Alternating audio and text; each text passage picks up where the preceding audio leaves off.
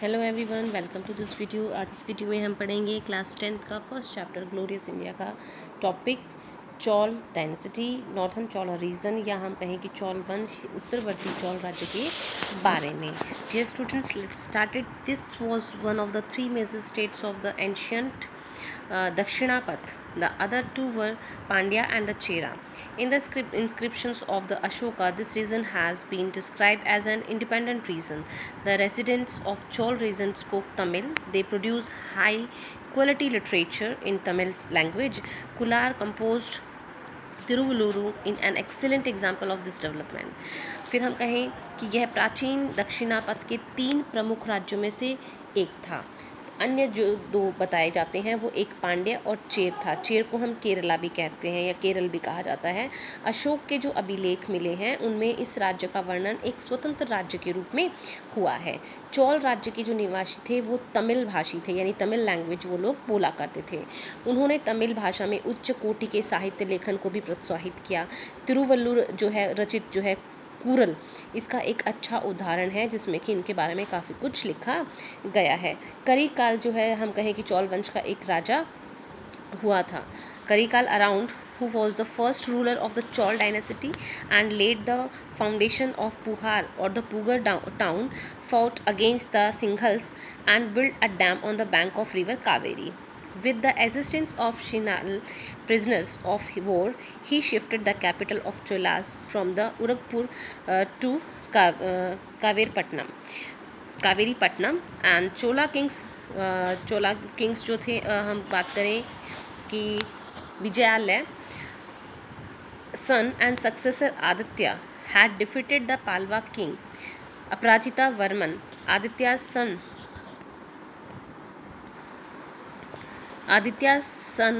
Parantanka first had completely crushed the power of Palwas. He had also occupied Madurai which was the capital of Pandyas.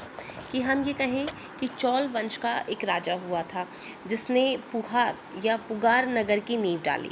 उसने सिंघल से युद्ध किया और युद्ध बंदियों से कावेरी नदी के किनारे 100 मील लंबे बांध का निर्माण करवाया। यानी इन्होंने जिनको भी युद्ध में बंदी बनाया उनसे इन्होंने जो बांध बनाने के लिए जो है इन्होंने उनको मजदूरी का काम उनसे करवाया। वह चोलों की राजधानी को उग्रपुर या उयरू से जो है कावेरी पत्तनम में ले गया। चोल राजा विजयालय के पुत्र और उत्तराधिकारी आदित्य ने पल्लव नरेश को जिसका नाम अपराजित था उसको हराया था। आदित्य के पुत्र परांतक प्रथम ने पल्लवों की शांति को पूरी तरह कुचल दिया था। उन्होंने हम कहें क्या उसने पांड्यों की राजधानी मदुरा पर भी जो है अपना अधिकार स्थापित कर लिया था। अब इसमें आपका है चोल राजा 985 AD टू 1013 AD तक। तो हम इसमें अगर आपको बताएं तो चोल राज जो प्रथम है उन्होंने संपूर्ण मद्रास, मैसूर, कुर्क और सिंगल द्वीप जो है श्रीलंका को अपने अधीन करके पूरे दक्षिण भारत को एक छत्र सम्राट बन गया था। उसने अपनी राजधानी तंजौर में भगवान शिव का जो है राजराजेश्वर मंदिर बनवाया। उसके पुत्र और उत्तराधिकारी राजेंद्र प्रथम के पास शक्तिशाली नौसेना थी नहीं। उसने पेगु, मर्तबान तथा अंडमान निकोबार द्वीप समूह को भी जीत लिया था। और कहें कि उसने बंगाल और बिहार के शासक महिपाल से युद्ध किया। उसकी सेनाएं कलिंग पार करके जो है और उड़ीसा, दक्षिण कोरल, बंगाल और मगध होती हुई गंगा तक भी पहुंची। इस विजय के उपलक्ष्य में हम कहें कि उसने गंगेकोंड में की जो उपाधि है जो वो भी उसने अपने आप को धारण की। उसका पुत्र और उत्तराधिकारी राजाधिराज जो है चालुक्य राजा सोमेश्वर के साथ हुए कोपम के युद्ध में मारा गया, परंतु वीर राजेंद्र ने चालुक्यों को कुंडल संगम के युद्ध में परास्त कर पिछली हार का बदला ले लिया। फिर हम कहें कि चोल में शीघ्र ही उत्तराधिकार के लिए युद्ध छिड़ गया, यानी कि उनमें जो है सक्सेसर के लिए जो है हम कहें कि एक बैटल जो है उनके बीच में स्टार्ट हो गई। इसके फलस्वरूप सिंहासन राजेंद्र कुलोत्तुंग प्रथम को प्राप्त हुआ। राजेंद्र कुलोत्तुंग की माँ जो है चोल राजकुमारी थी और पिता चालुक्य राज्य का स्वामी था। इस प्रकार हम कहें कि कोलुतंग ने चालुक्यों को चोलों के एक नए वंश की स्थापना की। उसने 40 वर्षों तक शासन भी किया। अब इसमें है आपका चोल एडमिनिस्ट्रेशन, यानी चोल जो लोग थे उनका प्रशासन जो है वो किस तरह का वो लोग चलाते थे अपना।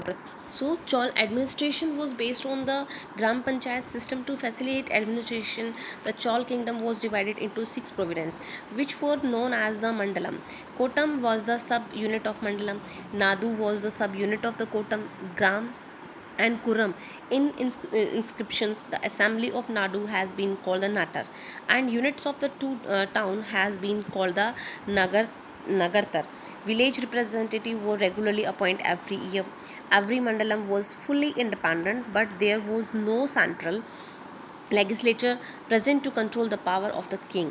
About 1/6 of the land produce was received by the king in the form of lagan, land revenue. This lagan could be paid in the form of grain or gold coins. The gold coin which were circulated during the Chola period were called the Kasu, and it weighs 6 ounces. Along with a large military power, the Chola kings also possessed a strong naval force. Chola kings initiated various large irrigation schemes and built many roads. कि हम कहें कि चोलों का जो प्रशासन है वो ग्राम पंचायत प्रणाली पर आधारित था। प्रशासन की सुविधा, अगर हम कहें कि सुविधा की दृष्टि से जो है संपूर्ण चौल जो है राज्य को 6 प्रांतों में बांटा हुआ था, जिसको मंडलम कहा जाता था। यानी चौलों ने अपनी सुविधा के लिए जो है संपूर्ण राज्य को 6 भागों में डिवाइड किया था और उस डिवीज़न को जो है इन्होंने मंडलम कहा। मंडलम के उपभाग को, यानी उसका जो सब यूनिट थी, उसको इन्होंने कोटम कहा। कोटम के भी इन्होंने फिर सब यूनिट्स कर दिए थे। उसको जो है इन्होंने नाडू और कुर्रम और ग्राम 3 नाम से इनको डिनोट किया। अभिलेख जो हमें मिले हैं, इंस्क्रिप्शन जो हमें मिले हैं, उनमें नाडू की सभा को जो है नाटर और नगर की श्रेणी को नगरतार कहा गया है।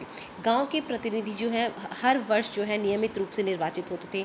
प्रत्येक मंडलम को स्वायत्तता प्राप्त होती थी, लेकिन राजा को नियंत्रित करने के लिए कोई भी केंद्रीय विधानसभा नहीं थी। यानी राजा के ऊपर किसी का भी कंट्रोल नहीं था। भूमि की उपज का लगभग छठा भाग जो है हम कहें कि सरकार को लगान के रूप में मिलता था। लगान अनाज में या स्वर्ण मुद्राओं के रूप में लिया जा सकता था। चौल राज्य में प्रचलित सोने का सिक्का जो है कासू कहलाता था, जो 16 ओस का होता था। चौल राजाओं के पास विशाल स्थल सेना के साथ साथ बहुत मजबूती जहाजी बेड़ा भी था। चौल राजाओं ने हम कहें कि सिंचाई की बड़ी बड़ी योजनाएं भी पूरी की हैं, ऐसा हम लोग को इनके इंस्क्रिप्शन से मिलता है। अब है इसमें चौल आर्ट, यानी चौल की जो कला थी किस तरह की थी, तो मैं इनको थोड़ा सा आपको बता देती हूँ कि चौलों ने पल्लवों की स्थापत्य कला को आगे बढ़ाया। चौलों की द्रविड़ मंदिर शैली की कुछ विशेषताएं हैं, यानी कि इन्होंने जो मंदिर बनाए थे वो काफ़ी सराहनीय थे। उनकी जो डिस्क्रिप्शन है वो हम आपको यहाँ पर बताते हैं। जो इनकी आर्किटेक्चरल स्टाइल थी of the Cholas are as follows, कि इस तरह से उन्होंने बताया है कि चौलों की द्रविड़ मंदिर शैली है। तो वर्गाकार विमान मंडप गोरम्पु कलापूर्ण स्तंभों से युक्त बृहद सदन सजावट के लिए जो है पारंपरिक सिंह चाली ब्रैकेट तथा संयुक्त स्तंभों का आदि हम कहें कि यहाँ पे होना। राज प्रथम का तंजौर का शिव मंदिर द्रविड़ शैली का एक शानदार नमूना है।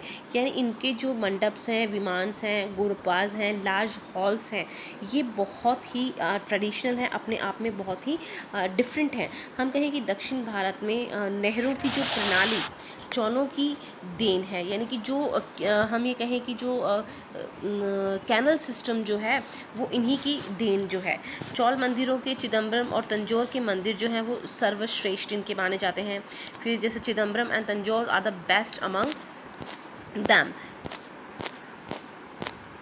Chola's temples. The bell metal statues of the Nataraj Shiva built during Chol period are regarded to be the best. Gopuram style of temple architecture was developed in this period, कि हम कहें कि चौल युग की नटराज की शिव कांसे की जो मूर्तियां हैं वो भी सर्वोत्कृष्ट हैं मानी जाती हैं। मंदिरों को की जो गोपुरम शैली का विकास इसी युग में जो है वो माना जाता है, कि इसी युग में जो है इन लोगों ने काफ़ी जो टेम्पल्स थे उनका डेवलपमेंट किया, उनका विकास किया। फिर इसके बाद में इसमें आता है सोसाइटी। सोसाइटी में क्या है कि चौल kings were the followers of the Shiva sect. In records of royal kings, performance of the Ashwamedha Yajna has also been mentioned. Women used to be property owners in the society. Dasa and the Devadasi system were also prevalent. कि हम कहें कि चौल राजा जो है शिव के जो है धर्मानुयायी थे. राजाधिराज के लेखों में अश्वमेध यज्ञ जो होता है उसके भी उल्लेख हमें मिले हैं. समाज में स्त्रियां जो है संपत्ति की स्वामिनी होती थी. दास और देवदासी प्रथा भी प्रचलित थी. यानी उस समय में जो दास प्रथा है या जो देवदासी होती हैं उनकी प्रथा भी प्रचलित थी. अब इसमें आता है आपका पालवा डेंसिटी यानी पल्लव वंश के बारे में हम यहाँ पढ़ेंगे. Ruler of this dynasty ruled the present day districts of the Arcot, Madras, Chennai, Trichinopoly and Tanjore. In the inscription, the mention of the first Palwa king is the Vishnugopa of Kanchi. Shivam Shu ascended the throne in the second half of the 6th century AD. After that, the Palwas ruled about 2 centuries. Major Palwa kings included Mahendra Varman I around 600 to 625, Ashrima Varman I, Narasimha Varman II, Parmeshwara Varman II, Nandi Varman II and अपराजित. तो इस तरह से हम कहें कि इस वंश के शासक जो हैं अकराट, मद्रास, त्रिचनापल्ली तथा तंजौर के आधुनिक जिलों पर राज्य करते थे. शिलालेखों में जो है पहले पल्लव राजा का उल्लेख कांची के विष्णुगोप का मिलता है. पल्लवों के सिंह विष्णु 6ठी शताब्दी के जो है उत्तरार्ध में जो हम कहें कि सिंहासन पर बैठे. उसके बाद लगभग 2 शताब्दियों तक पल्लवों ने राज किया. प्रमुख जो हम कहें कि पल्लव राजाओं के जो नाम है, महेंद्र वर्मा प्रथम है, फिर नरसिंह वर्मा प्रथम है, महेंद्र वर्मा द्वितीय है, नरसिंह वर्मा द्वितीय, परमेश्वर वर्मा द्वितीय, नंदी वर्मा द्वितीय तथा अपराजित हैं. यानी ये सब जो है इनके रूलर्स थे. Mahendra Varman was the great architect. Mahendra Varman जो है एक महान वास्तु निर्माता माना जाता है. He built many temples of carved stones. उसने पत्थरों को तराश कर अनेक मंदिर बनवाए थे. हम कहें कि carved stones. Mahendra Varman first also wrote and play name the Matta Vilasa Prahasana. He also got dug the Mahendra pond. कि हम कहें कि उसने महेंद्र वर्मा प्रथम ने मत विलास प्रहसन नामक जो है नाटक भी लिखा. उसने महेंद्र तालाब भी खुदवाया. और फिर हम कहें कि he also dug Mahendra pond. ये हो गया आपका. He was defeated the Chalukyas king Pulakeshin II around 610. कि हम कहें कि इसने लगभग 610 ईस्वी में चालुक्य राजा पुलिकेशिन द्वितीय को भी जो है इन्होंने पराजित किया था. तो किस तरह से इन्होंने अपने जो हम कहें कि जो डायनेसिटी है उसका एक्सपेंडेशन किया था. And son and successor Narasimha Varman defeated Pulkashin II in the 642 AD and occupied his capital Vatapi. But the Chalukyas took revenge of their defeat in 655 AD. Chalukyas kings Vikramaditya I defeated the Palwa king Parameshwaram and occupied his capital Kanchi. The preceding Palwas rulers established a town named the Malvapuram, Mahabalipuram and built 5 chariot temples over there. Here rock cut statues have been carved. Palwa rulers built temples in the Kanchi too. Some of the Palwa rulers were worship of Vishnu while others worshipped Shiva. कि हम कहें कि किस तरह से इन लोगों ने जो है आगे अपने राज्य का विस्तार किया और परंतु चालुक्यों ने जो है 655 ईस्वी में इस हार का बदला ले लिया. चालुक्य राजा विक्रमादित्य प्रथम ने पल्लव राजा जो हैं परमेश्वर वर्मा को पराजित कर उसकी राजधानी कांची पर अधिकार कर लिया. प्रारंभिक पल्लव राजाओं ने मालपुरम या हम कहें कि महाबलीपुरम नगर की स्थापना की और वहां पर 5 रथ मंदिरों का निर्माण कराया. यहाँ चट्टानों को तराशकर मूर्तियाँ उत्कीर्ण की गई. कांची में भी पल्लव राजाओं ने मंदिर बनवाए. पल्लव शासकों ने भी कुछ विष्णु के उपासक थे और कुछ शिव के उपासक भी माने जाते हैं. फिर हम कहें कि इसमें आपका है चालुक्य जो डायनेसिटी है. चालुक्य का जो वंश है, हम कहें कि चालुक्य वंश, तो इसके बारे में आपको थोड़ा सा बता देती हूँ कि चालुक्य वंश जो है पुलिकेशिन प्रथम के अश्वमेध यज्ञ किया था। वातापी के चालुक्यों को 13 वर्षों के व्यवधान को छोड़कर इस शासन जो है 550 से लेके 757 ईस्वी तक इन्होंने शासन किया। चालुक्य नरेश ने चौथा पुलिकेशिन द्वितीय से सबसे अधिक प्रख्यात है। उसने 608 में शासन ग्रहण किया। उसका राज्य विस्तार उत्तर में नर्मदा से लेकर दक्षिण में कावेरी नदी तक था।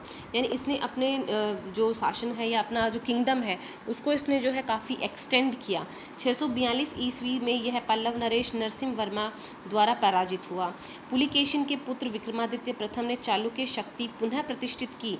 चालुक्य नरेश विक्रमादित्य ने जो है 973 ईस्वी में राष्ट्रकूट नरेश को परास्त कर दिया और कल्याणी को अपनी राजधानी बनाकर नए चालुक्य राज्य की जो है स्थापना भी की थी। फिर अगर हम बात करें तो किस तरह से कि चौलका king Rajadhiraj defeated Satyaresha as the Cholukya king, but Someshwara first avenged this defeat by not only defeating the Chola king but also assassination Rajadhiraj in this battle। कि कल्याणी के इस चालुक्य राज्य का एक लंबे अरसे तक तंजौर कि हम कहें कि किस तरह से इन्होंने जो है अब एक दूसरे को लड़ाई बैटल्स इनके हुए और फिर उसके बाद में जो है इन्होंने अपने इस हार का बदला भी लिया।